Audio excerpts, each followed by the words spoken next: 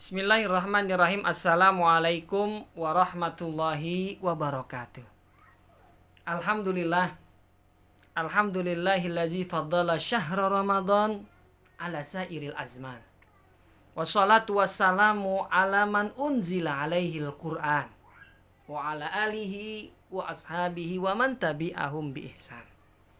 Suma amma ba'du. Allahumma ja'alna mimman yastami'unal qawla fayattabi'una ahsanah. Amin amin ya rabbal alamin. Yang Ustadz banggakan dan Ustadz cintai karena Allah Subhanahu wa taala, siswa-siswi SMP Azhari Islamic School Lebak Bulus kelas 7, kelas 8 dan kelas 9.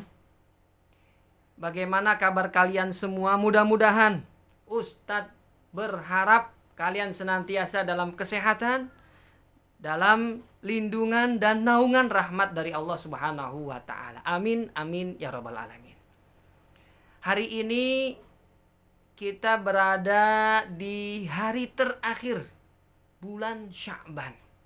Insya Allah esok hari kita akan memasuki bulan yang sangat ditunggu-tunggu kedatangannya oleh salafus soleh, orang-orang soleh terdahulu sebelum kita.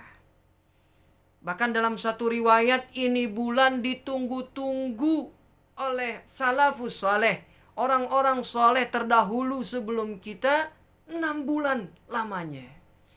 Mereka rindu, mereka kangen ingin berjumpa dengan bulan yang mulia ini. Dan alhamdulillah besok insya Allah kita diberikan kesempatan oleh Allah Subhanahu wa taala bisa berjumpa dengan bulan tersebut, yaitu bulan suci Ramadan. Bulan yang banyak memiliki kemuliaan dibandingkan bulan-bulan yang lain. Bahkan dia menjadi satu-satunya bulan yang disebut dalam Al-Quran, yaitu bulan Ramadan. Dan satu-satunya bulan juga di mana Allah Subhanahu wa taala janjikan sebulan penuh dibuka pintu surga lebar-lebar, ditutup pintu neraka rapat-rapat, dan dibelenggu, diikat setan-setan agar hamba-hamba Allah yang beriman menikmati, meresapi semangat menjalankan ibadah dan ketaatan sebulan lamanya di bulan suci Ramadan. Alhamdulillah SMP kita mengadakan tarhib Ramadan. Maka pada kesempatan yang baik ini di hari terakhir bulan Sya'ban ingin Ustadz sampaikan satu hadis. Ini nasihat dari Rasulullah Shallallahu Alaihi Wasallam yang beliau sampaikan di hari terakhir bulan Sya'ban. Mudah-mudahan dari pemaparan hadis nanti ini bisa menjadi penyemangat buat kita mengisi bulan Ramadan dengan amalan-amalan yang terbaik. Amin ya rabbal alamin. Yang menceritakan hadis ini adalah Salman Al-Farisi. Ustadz dapati dalam kitab Sahih Ibnu Hibban. Kitab hadis sahih yang dikumpulkan oleh ulama bernama Imam Ibnu Hibban. Bahwa kata Salman Al-Farisi, beliau cerita khotobana Rasulullah Sallallahu Alaihi Wasallam fi akhir yaumin min Sya'ban. Salman cerita begini anak-anak, Nabi Muhammad pernah menyampaikan khutbahnya kepada kita di hari terakhir bulan Sya'ban. Artinya seperti hari ini, besok akan datang bulan Ramadan, Nabi menyampaikan khutbahnya. Apa pesan Rasulullah Sallallahu Alaihi Wasallam? Salman melanjutkan, qad aghallakum syahrun azimun syahrun mubarak. Rasul berpesan mengawali khutbahnya, wahai sekalian manusia, telah menaungi kalian. Walaupun belum masuk bulan Ramadan, ya, tapi Nabi udah katakan telah menaungi kalian. Bulan yang sangat agung, bulan yang penuh dengan keberkahan. Kita kalau lagi kondisi cuaca panas, nak, keluar rumah, yang kita cari itu perlindungan, naungan, agar kita tidak terkena terik panas. Nah kata Rasulullah, kalau masuk bulan Ramadan, ini bulan seperti menaungi kita. Apa yang dinaungi sama Ramadan? Hati kita, ruh kita, jiwa kita. Insya Allah besok kita semua di bawah naungan bulan suci Ramadan. Kalau yang selama ini mungkin kita gundah, gelisah, ya, khawatir, ini bagaimana kondisi kok kayak begini, banyak musibah, insya Allah kata Nabi, hati kita akan dikuatkan Allah Subhanahu wa ta'ala. Begitu masuk bulan Ramadan, kita di bawah naungan bulan yang mulia ini. Syahrun azimun, bulan yang agung kata Nabi. Syahrun mubarak. Dalam lanjutan hadis kata Nabi, ini juga bulan yang dijamin di dalamnya penuh dengan keberkahan.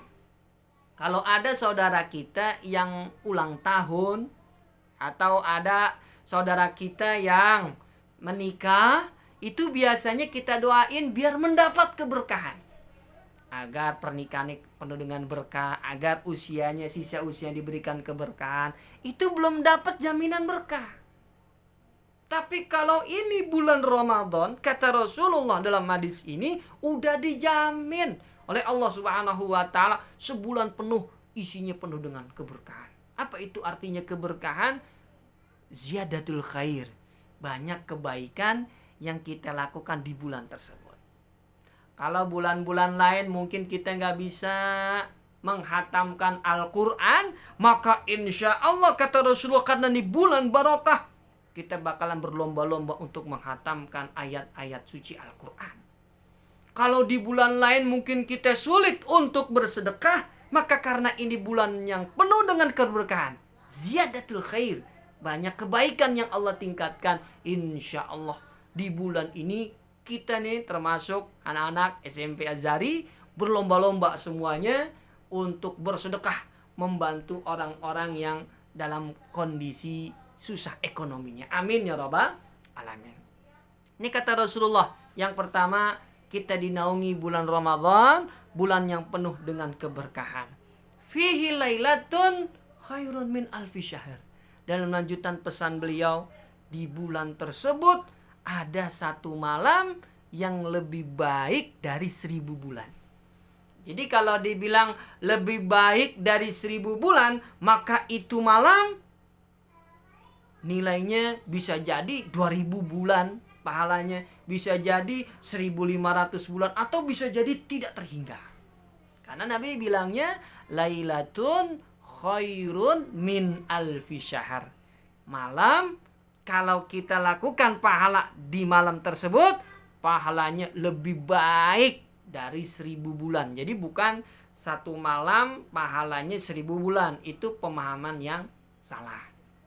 Jadi lebih baik daripada 1000 bulan, yaitu yang kita kenal dengan malam Lailatul Qadar.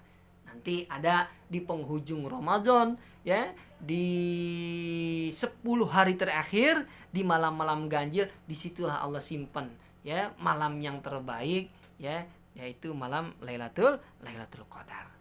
Ja'alallahu siyamahu faridah. Nah ini yang penting. Kata Rasulullah SAW, di bulan tersebut ada yang diwajibkan Allah Subhanahu wa ta'ala buat hamba-hambanya yang beriman, melaksanakan ibadah puasa dari sejak terbit fajar sampai terbenamnya matahari. Kalau yang Nabi bilang ini amalan wajib, maka nggak boleh ditinggalin sama sekali. Ini wajib, nggak boleh ditinggalin, mesti kita tunaikan.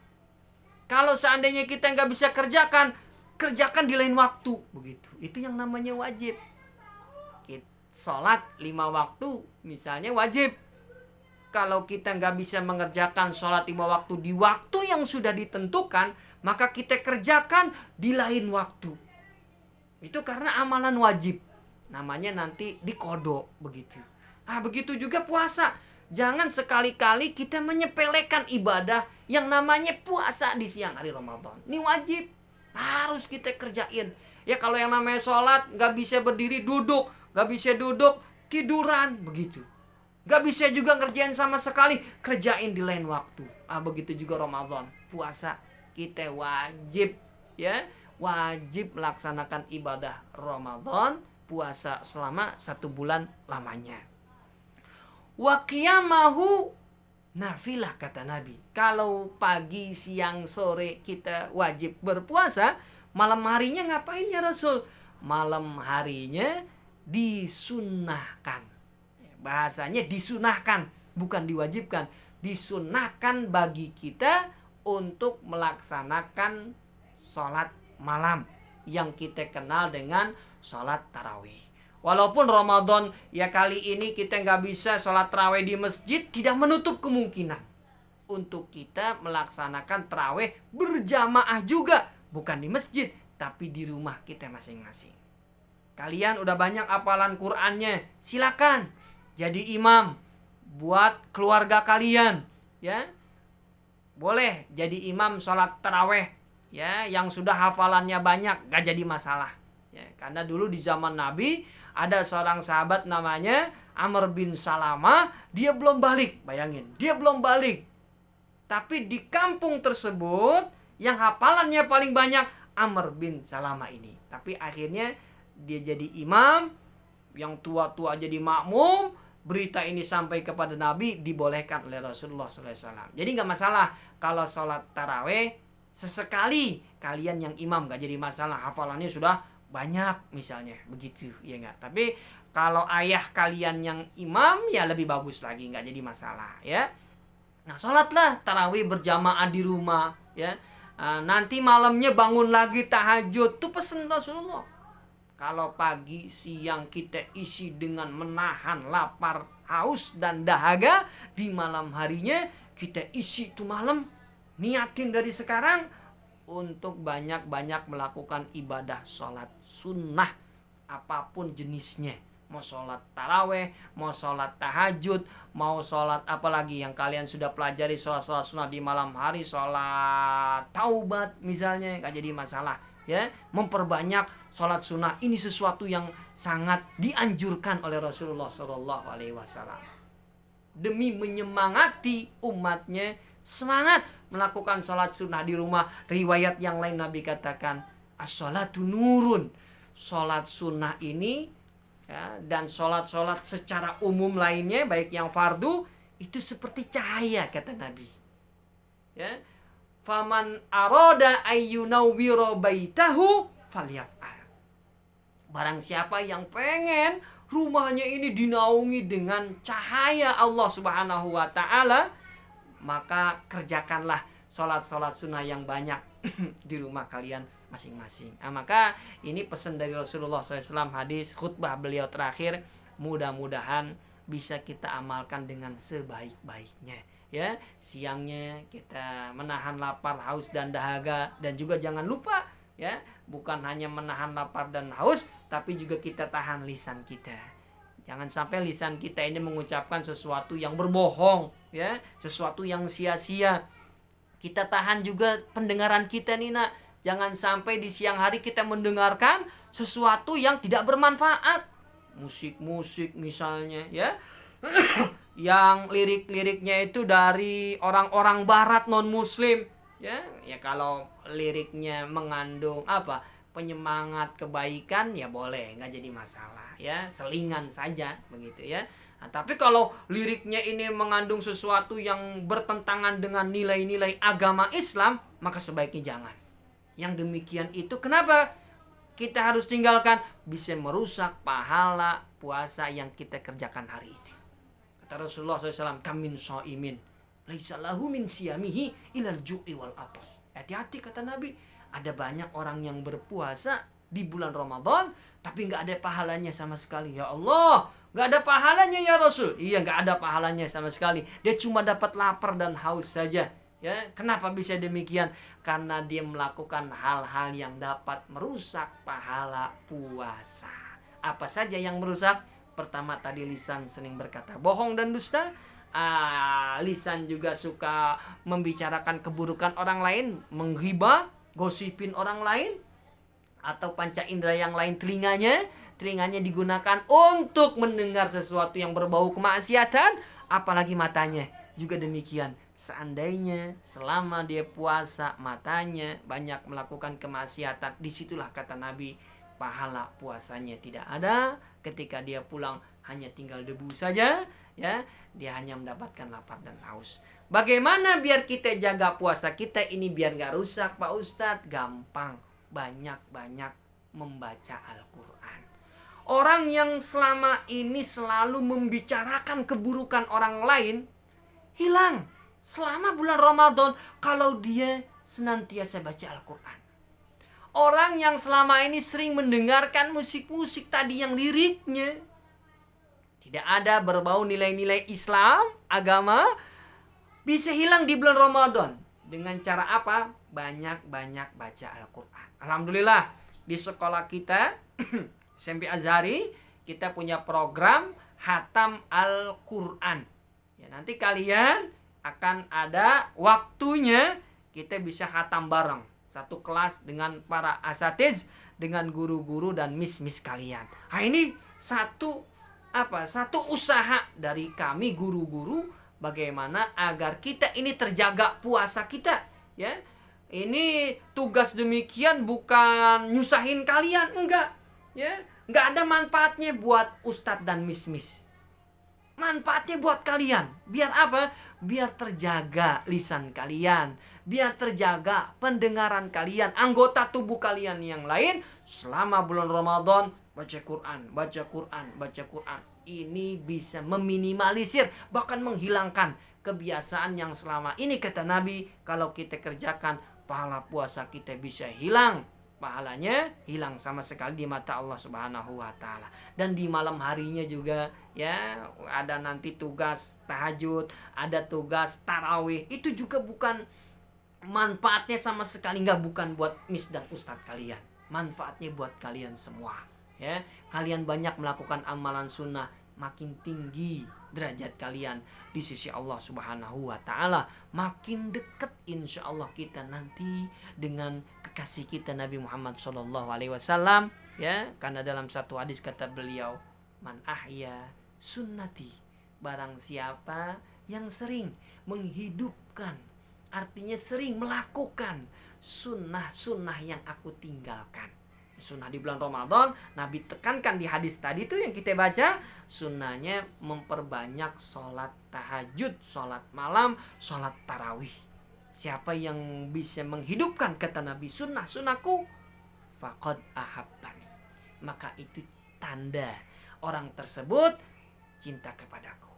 Waman ahabbani, dilanjutkan hadis riwayat Imam Tirmidzi, kata Rasulullah, siapa yang mencintaiku, kana ma'i fil jannah, dia akan bersamaku kelak nanti di surganya Allah Subhanahu wa Ta'ala. Mudah-mudahan, ya, pesan Ustadz yang singkat ini bisa kita amalkan dengan sebaik-baiknya.